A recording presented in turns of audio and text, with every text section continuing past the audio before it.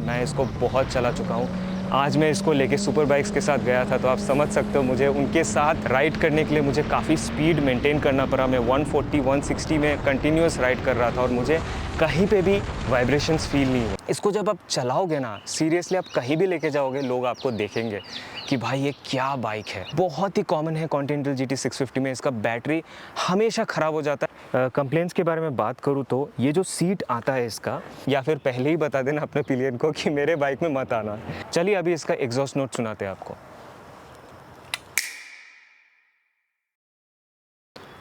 Hello guys, welcome to my channel M zombie AKA monster zombie. और हमारे इस channel में हम आपके लिए लेके आते हैं bikes, cars and product reviews. तो आज हमारे पास है कॉन्टिनेंटल GT 650, जिसके बारे में आप लोगों ने काफ़ी ज़्यादा सुना होगा। तो इस बाइक के बहुत सारे प्रोज़ हैं, बहुत सारे कॉन्स भी है। मैं सारे पॉइंट्स आपको बताऊंगा। और इस वीडियो को स्टार्ट करने से पहले ही मैं आपको बता देना चाहता हूं कि ये स्पॉन्सर्ड वीडियो नहीं है। ना मुझे रॉयल एनफील्ड ने पैसा दिया है, ना मुझे किसी शोरूम ने पैसा दिया है। ये मेरा खुद के दोस्त का बाइक है, जिसे मैं लाकर आप लोगों के लिए रिव्यू बना रहा हूँ। तो आगे बढ़ने से पहले, अगर आपको इस तरह के वीडियोस पसंद है तो ज़रूर सब्सक्राइब करना मेरे चैनल को और उस बेल आइकन को क्लिक कर देना, ताकि कोई भी नया वीडियो बनाओ तो आप तक पहुँचे। तो let's get to the point. इस बाइक में ऐसे क्या क्या पॉइंट्स है जो मुझे बहुत ज़्यादा अच्छा लगा है। Let's talk about the pros. पहला प्रोज़ है इसका ये लुक, इसका क्लासिक लुक। पूरे इंडियन मार्केट में आपको इस तरह के क्लासिक लुक वाला बाइक आपको कहीं नहीं मिलेगा। ये जो कैफ़े रेसर है, अभी रिसेंटली ट्रायम्फ ने ट्रक्स्टन निकाला, ट्रक्स्टन 400, लुक्स उसका भी ऑलमोस्ट सिमिलर है, बट ऐसा लुक नहीं है। इसको जब आप चलाओगे ना, सीरियसली आप कहीं भी लेके जाओगे, लोग आपको देखेंगे कि भाई ये क्या बाइक है। तो फेवरेट कलर मेरा इसमें रेड है और मिस्टर क्लीन। मोस्टली हर किसी का वो दो कलर ही फेवरेट होता है, बट ब्लैक भी ख़राब नहीं लगता, अच्छा ही लगता। सो बहुत अच्छे से इसको बनाया गया है। और ये अभी का डिज़ाइन नहीं है, हमारे पास पुराना कॉन्टिनेंटल GT भी था पहले, जो कि सिंगल सिलेंडर का आता था। अभी ये एक ट्विन सिलेंडर में आता है, तो इसका जो एग्जॉस्ट है वो भी एक डिफरेंट लुक देता है। तो सेकेंड चीज़ है जो मुझे बहुत ज़्यादा पसंद है इसका, वो है परफॉर्मेंस। जो स्पेक्स है इस बाइक का, वो स्क्रीन में अभी यहाँ पे दिख रहा होगा। ये बहुत ही एक टॉर्की इंजन है, जिसके वजह से आपको इनिशियल टॉर्क बहुत अच्छा मिलता है। आप किसी भी गियर में रहो, first gear, second gear, third gear, किसी भी गियर में रहो, आपको लाजवाब पिकअप मिलेगा। इसका इतना रिफाइंड इंजन है ना, आप कोई भी गियर में अगर आप पुल करोगे ना, कभी भी वाइब्रेशन नहीं होगा, कभी भी नहीं। एक रॉयल एनफील्ड का इंजन होते हुए भी इस पे आपको ज़ीरो वाइब्रेशंस फील होंगे। बहुत ही रिफाइंड इंजन है, मैं इसको बहुत चला चुका हूँ। आज मैं इसको लेके सुपर बाइक्स के साथ गया था, तो आप समझ सकते हो मुझे उनके साथ राइड करने के लिए मुझे काफ़ी स्पीड मेंटेन करना पड़ा। मैं 140 160 में कंटिन्यूस राइड कर रहा था और मुझे कहीं पे भी वाइब्रेशंस फील नहीं हुए। तीसरा पॉइंट है इसका value for money. 650cc twin cylinder 50 bhp आपको इंडियन मार्केट में इस प्राइस पॉइंट में कहीं नहीं मिलेगा।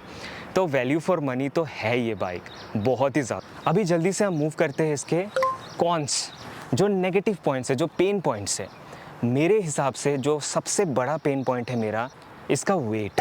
एक कैफ़े रेसर के होने के बावजूद ये बहुत ज़्यादा एक हैवी मशीन है। आप कहीं पे भी इसको लेके जाओगे ना, कोई भी छोटे से रोड पे लेके जाओगे, कोई भी थोड़ा सा ऑफ रोड्स रहेगा, जब भी थोड़ा आप टर्न करने का कोशिश करोगे ना, ऐसा फील होगा कि ये गिर जाएगा। तो इसका वेट जो है ना, वो आपको हैंडल बार में बहुत ज़्यादा फील होता है। वो एक पॉइंट है जो मुझे बहुत बहुत ज़्यादा बुरा लगता है। और जब भी आप कोई कॉर्नरिंग कर रहे होंगे, आपको कॉन्फिडेंस एकदम नहीं मिलता है बिकॉज ऑफ द वेट। इसका हैंडल बार में पूरा वेट आ जाता है आपके यहाँ पे। आप जब टर्न करोगे ना, आपको पूरा वेट यहाँ पे फील होगा, जिसके लिए बहुत जल्दी आप थक भी जाओगे इस बाइक में। मेरे हिसाब से ये बाइक डेली राइड्स के लिए तो एकदम भी नहीं है। ये एक हॉबी बाइक हो सकता है, आप संडे राइड्स के लिए लेके जा सकते हो, दैट्स इट। उससे ज़्यादा आप इसको यूटिलाइज़ नहीं कर सकते। और भी कॉन्स के बारे में बात करूँ, फ्यूल मीटर। इसका जो फ्यूल मीटर है ना, वो इतना अनप्रेडिक्टेबल है, आप सोच भी नहीं सकते हो। कभी अचानक से 4 बार दिखाता है, कभी अचानक से 2 बार दिखाता है, कभी अचानक से 1 बार में आके दिखाएगा कि पेट्रोल नहीं है। तो एक ही मेथड है इसके लिए, ढक्कन खोलो, देखो अंदर में पेट्रोल है क्या, वही है बस। तो कुछ ज़्यादा ही कंपनी ने इसको क्लासिक बाइक बनाने का कोशिश किया है, जिसकी वजह से आपको ये सारी दुविधाएं फेस करनी पड़ती है। अगर आप पहला बाइक खरीद रहे हो तो this bike is not for you. अगर आपका एक्सपीरियंस है, आप बहुत सालों से बाइक चला रहे हो, तो मैं बताऊंगा कि ये बाइक आप खरीद सकते हो। अगर आपको राइडिंग एक्सपीरियंस है, अगर आप रेसिंग बाइक्स पहले चला चुके हो जिसमें कि आपका पॉस्चर थोड़ा सा एग्रेसिव रहेगा, तो आप ये बाइक चला सकते हो। But as a first time rider it will be very difficult for you to manoeuvre in the traffic. Specially मैं जहाँ पे रहता हूँ, मैं बैंगलोर में रहता हूँ, और ट्रैफिक में अगर इस बाइक को लेके जाओ तो मैं पागल हो जाऊँगा। मैं सीरियसली बता रहा हूँ, मैं ट्रैफिक में इस बाइक को लेके 1 घंटा फंसा हुआ था। ऑल्दो इसका क्लच उतना भी हार्ड नहीं है, स्टिल मैं लिटरली हेलमेट के अंदर रो रहा था कि इतना हालत ख़राब हो गया था मेरा। तो this bike is only for hobbies. आप अगर एक हॉबी बाइकर हो, आप तब ये बाइक लो, बीच बीच में आप लेके घूम सकते हो। और भी जो ख़राब पॉइंट्स है जो मेरे दोस्त ने मुझे बताया है, पहला है इसका बैटरी, जो कि बहुत ही कॉमन है कॉन्टिनेंटल GT 650 में। इसका बैटरी हमेशा ख़राब हो जाता है, अपने आप ड्रेन हो जाता है। अगर आप इस बाइक को 10 दिन के लिए भी छोड़ दोगे ना, स्टार्ट नहीं करके, आपका बैटरी ख़राब हो जाएगा। तो आपको ये दिमाग में रखना है कि अगर आप ये बाइक खरीद रहे हो, अगर चला भी नहीं रहे हो, तो इस बाइक को बीच बीच में स्टार्ट करना, क्योंकि इसका बैटरी पता नहीं कहाँ से इसका रिले किट है यार, कहाँ से इतना क्लासिक बाइक में इसका बैटरी हमेशा चलता रहता है।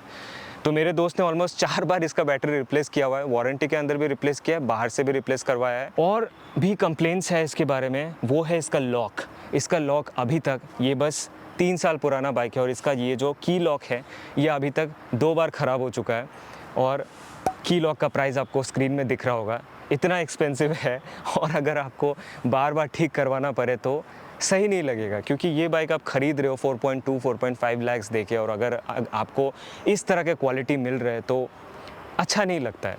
तो क्वालिटी के मामले में रॉयल एनफील्ड को और भी बहुत सारा इम्प्रूवमेंट्स लाना पड़ेगा, और मुझे लगता है कि हो सकता है इम्प्रूवमेंट्स, क्योंकि मैं देख रहा हूँ कि काफ़ी ज़्यादा इम्प्रूवमेंट्स हुआ है। अगर मैं पुराने कॉन्टिनेंटल GT के साथ कंपेयर करो, इसका बहुत ज़्यादा रिफाइनमेंट आया है इस नए इंजन में, बहुत ज़्यादा, मतलब सोच भी नहीं सकते इतना सारा डिफरेंसेस आया है।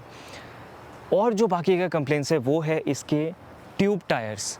ये जो है ये स्पोक व्हील्स वाला है, जिसमें कि ट्यूब टायर्स आता है, और जिसकी वजह से कभी भी अगर आपका पंचर हो जाए ना भाई, तो आपको ये पुश करना पड़ेगा। और आपको पता है ये बाइक 210 किलो की है, आसपास की है। अगर आपको ये पुश करने पड़े तो आपका तो पूरा वर्कआउट हो जाना है उस दिन के लिए। तो मैं आपको बता रहा हूँ कि अगर आप बहुत ज़्यादा फ्रीक्वेंटली चलाते हो इस बाइक को सिटी में, तो एलॉय व्हील्स वाला वर्जन लेना, स्पोक व्हील्स वाला मत लेना। और अगर आपको ट्यूबलेस स्पोक व्हील्स मिल जाए कहीं से, then you can go for this bike. But आपको हमेशा देख के चलना पड़ेगा अगर आप ऐसे स्पोक व्हील्स के साथ ले रहे हो तो। और दूसरे कंप्लेंट्स के बारे में बात करूँ तो ये जो सीट आता है इसका, जो इसका ओरिजिनल सीट दिया गया है, ये सीट राइडर के लिए तो ठीक ठाक है, उतना भी कंफर्टेबल नहीं है, क्योंकि बहुत ही पतला सीट है। आपका जो पैर है, थाइज़ है, वो आपका डायरेक्ट ये लोहे पे आपको लगेगा। पिलियन के लिए तो ये सीट एकदम भी नहीं है, बहुत घटिया सीट है पिलियन के लिए। अगर आप पिलियन को बिठाना चाहते हो तो भाई इस सीट को मॉडिफाई कर लेना, या फिर पहले ही बता देना अपने पिलियन को कि मेरे बाइक में मत आना। तो ये सारे कुछ पॉइंट्स थे, अच्छे पॉइंट्स, बुरे पॉइंट्स, जो मैंने नोटिस किए हैं। आपने अगर अपने तरफ से कोई भी दूसरे पॉइंट्स नोटिस किए हैं तो प्लीज़ कमेंट सेक्शन में मुझे बताना। चलिए अभी इसका एग्जॉस्ट नोट सुनाते हैं आपको।